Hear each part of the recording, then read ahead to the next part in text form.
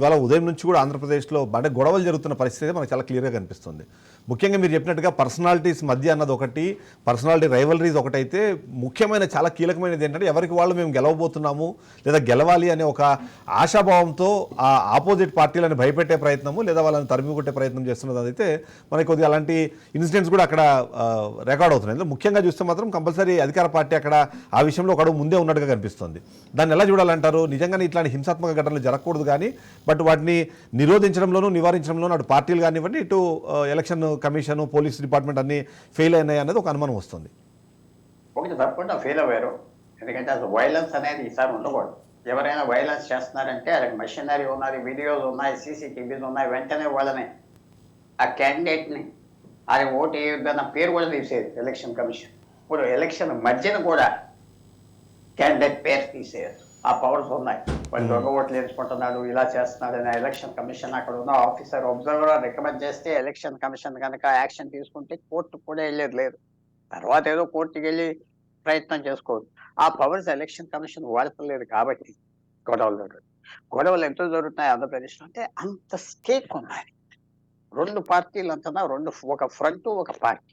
ఎవరికి అధికారం వస్తే పూర్తి ఆంధ్రప్రదేశ్ వాళ్ళ చేతిలో వెళ్ళిపోతారు. గత 5-10 సంవత్సరాలు కొత్త ఆంధ్రప్రదేశ్ ఫామ్ అవ్వాక విశేషమైన రైవలరీ గొడవలు జరుగుతాయి. దేశం ఎక్కడ ఒక ఆంధ్రప్రదేశ్ ఒక యునిక్ ఒకటి ఉన్నది ఏంటంటే, ఏ రాష్ట్రాల్లో నేషనల్ పార్టీస్కి రోల్ లేని రాష్ట్రం ఉన్నది ఒకటి భారతదేశంలో, అది ఆంధ్రప్రదేశ్. సో న్యాచురల్గా స్టేక్స్ చాలా అయిపోయి ఎవరు ముఖ్యమంత్రి అవుతారు మనం చూసాం. మాజీ ముఖ్యమంత్రి జైలుకి వెళ్ళాడు, ముఖ్యమంత్రి కూడా ఒకసారి జైలుకి వెళ్ళాడు. ఆ లెవెల్ పాలిటిక్స్, ఆ లెవెల్ రైవలరీ అయిపోయింది ఆంధ్రప్రదేశ్.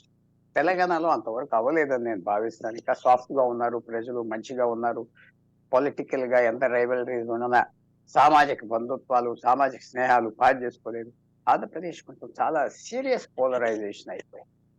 ఎవరు తీసుకొచ్చారు, ఎవరు చేశారు అది పెద్ద స్టోరీ. కానీ దాని గురించి వైలెన్స్ వస్తుంది, లాక్కుంటారు, తోసుకుంటారు ఆ నియోజకవర్గాల్లో. అది మిగతా ఓటర్లు కూడా మేమే గెలుస్తున్నామని చెప్పుకోవటానికి, అది కూడా ఒక సిగ్నల్ ఇవ్వటానికి, మాకు ఇంత బలం ఉన్నది తర్వాత కాపాడుతామని చెప్పుకోవటానికి. ఒకసారి ఎమ్మెల్యే ఇప్పుడు ఓడిపోయేదంటే మళ్ళీ లెవిసి రావటం ఆంధ్రప్రదేశ్లో కష్టం అయిపోతుంది. సో డెఫినెట్గా సాయంకాలం లోపల అన్ని విధాలుగా వాళ్ళు ట్రై చేస్తారు ఆంధ్రప్రదేశ్ ఓట్లు వేయించుకోవటానికి, గెలవటానికి. అది మాత్రం తప్పదు. అది చాలా అన్ఫార్చునేట్. ఒక ఎలక్షన్ అంటే ఇంత ఫిజికల్గా, ఇంత పొలిటికల్ రైవలరీ కాదు, పర్సనల్ రైవలరీ అయిపోయి ఇష్టం వచ్చినట్టు అధికారం కోసమే కదా. తర్వాత ఇంకో చిన్న పాయింట్ కూడా నేను చెప్పిన, 175 మంది ఎమ్మెల్యేలు ఉన్నారు, 25 మంది ఎంపీలు ఉన్నారు. ఈ పార్టీ ఆ పార్టీ, ఈ వర్గం ఆ వర్గం అందరూ పెడితే కొత్త వాళ్ళు ఎవరు లేరు. ఎవరో కొడుకో, ఎవరో కూతురు, ఎవరో భార్య అలాంటి వాళ్ళు దిగారు. కానీ కొత్త ఎమ్మెల్యేలుగా 90% పాత వాళ్ళే. రేపు 175 మంది ఎమ్మెల్యేలు వచ్చిన వాళ్ళు ఆంధ్రప్రదేశ్లో మీరు చూడబోయేది 80% పోయిన అసెంబ్లీలో ఉన్నారు, లేకపోతే ఆ ఎర్లియర్ అసెంబ్లీలో ఉన్నారు. కొత్త వాళ్ళు లేరు, కొత్త రక్తం లేదు, పాత వ్యవహారం, పాత ఎలక్షన్ కొత్త. గవర్నమెంట్ మారుతుందా? మారచ్చు, కానీ నాయకులు మాత్రం మారరు. సో పెద్ద నాకు అంత ఉత్సాహం ఏం కనపడుతుంది. చేంజ్ వస్తుంది, మారుతుంది. June 4th ఆంధ్రప్రదేశ్కి ఒక మంచి వ్యవహారం వస్తుంది అంటే మాత్రం నేను చాలా రిగ్రెట్ఫుల్గా చెప్తున్నా. ఆ మార్పు తెలంగాణ ఇంకా పీస్ఫుల్గా ఉన్నది. తెలంగాణ ఇంకా పాలిటిక్స్ మనం అనుకున్నాం కదా, ఒక సోషల్గా కూడా అది ఒక పెద్ద సిటీ ఉండటం వల్ల పెద్ద ఎలీట్ కూడా ఉన్నాయి. తెలంగాణకి ఆంధ్రాకి తేడా ఏమిటంటే ఎలీట్ ఉన్నారు. ఎలీట్ అంటే ఒక పైన క్రస్ట్ 2 లక్షల మంది 3 లక్షల మంది ఉన్నారు తెలంగాణలో. వాళ్ళు కలుసుకుంటూ ఉంటారు, మాట్లాడుకుంటూ ఉంటారు. అందరూ ఒకరికి తెలియపోయినా ఆ 2-3 లక్షల్లో అందరికి ఒకరికి తెలుసు. కాబట్టి ఒక లిమిట్. ఆంధ్రప్రదేశ్లో అలా లేదు కదా. అనంతపూర్లో జరిగేది విశాఖపట్నంలో ఎవరికి కావాలి, శ్రీకాకుళంలో జరిగేది తిరుపతిలో ఎవరికి కావాలి, అక్కడ నాయకుడు ఎవరు, ఏం లింక్ లేదు. ఆంధ్రప్రదేశ్ చాలా అన్ఫార్చునేట్ సిచ్యువేషన్ ఏంటంటే ఎలీట్ కూడా లేదు, ఒక ఫోకస్, పెద్ద సిటీ లేదు. మళ్ళీ వాళ్ళు కలవాలన్నా మళ్ళీ హైదరాబాద్కి వచ్చే కలిసే పరిస్థితి, అక్కడ నుంచి వీకెండ్స్లో వచ్చి హైదరాబాద్లో కలిసే పరిస్థితి అన్నది ఇంకా కంటిన్యూ అవుతుంది. అంతే కదా. అందువల్ల మీరు చూడండి, ఇంకో చిన్న 1 minute తీసుకుంటానండి. మెడ్రాస్ ఉన్నారు, బెంగళూరు ఉన్నారు, బాంబే ఉన్నారు, ఢిల్లీ ఉన్నారు, కలకత్తా ఉన్నారు, ఎలీట్ ఉన్నారు. ఆ సిటీస్లో అంటే ఏ పార్టీకి ఎవరు వెళ్ళినా అందరూ అక్కడ ఉంటారు, కలుస్తారు. లాయర్లోనే, ఆఫీసర్లోనే, రాజకీయ నాయకులలోనే ఒక సోషల్ ఫంక్షన్లో కలుస్తారు. ఒక సోషల్ ఫంక్షన్లో ఒకళ్ళ అంతస్తు తెలుస్తుంది, మర్యాద ఇచ్చుకుంటారు. సో కొంచెం సాఫ్ట్నెస్. మరి ఆంధ్రాలో ఎక్కడున్నది? ఫర్ ఎగ్జాంపుల్ వెస్ట్ గోదావరి నాకు సంబంధం ఉన్న జిల్లా, ఈస్ట్ గోదావరి నాకు సంబంధం, అది ఎవరికి తెలుసు? వెస్ట్ గోదావరి తిరుపతిలో, చిత్తూరులో మా సంగతి, అనంతపూర్లో వాళ్ళకి బెంగళూరులో జరిగే తెలుసు, కానీ మిగతా ఆంధ్రాలో తెలిసేదా?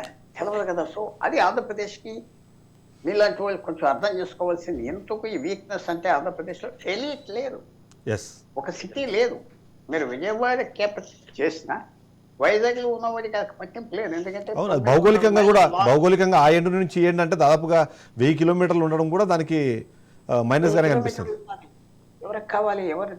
మీరు అనంతపూర్ చివరి నుంచి వాళ్ళంతా కర్ణాటకతో సంబంధం, అవును, కర్నూలు కూడా కర్ణాటకతో సంబంధం.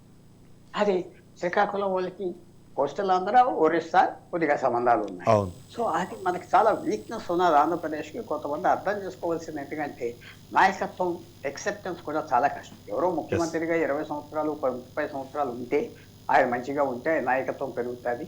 ఎలీట్ మాత్రం ఫార్మ్ అవ్వలేదు. ఎలీట్ Yes, అంటే నేను yes. వాడి చెడ్డగా వాడట్లేదు. No, I understand. సెక్షన్ అనేది అవును, అవును. అభిప్రాయం చేసేది ప్రభుత్వంలో ఎవ్వరూ లేరు.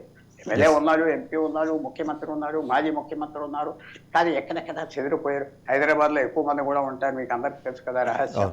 అలా లేరు. ఆంధ్ర నాయకులు కూడా అక్కడే మక్కం, వాళ్ళ పిల్లలు కూడా అక్కడే చదువుకుంటారు, అవునవును. వ్యాపారాలన్నీ అక్కడే.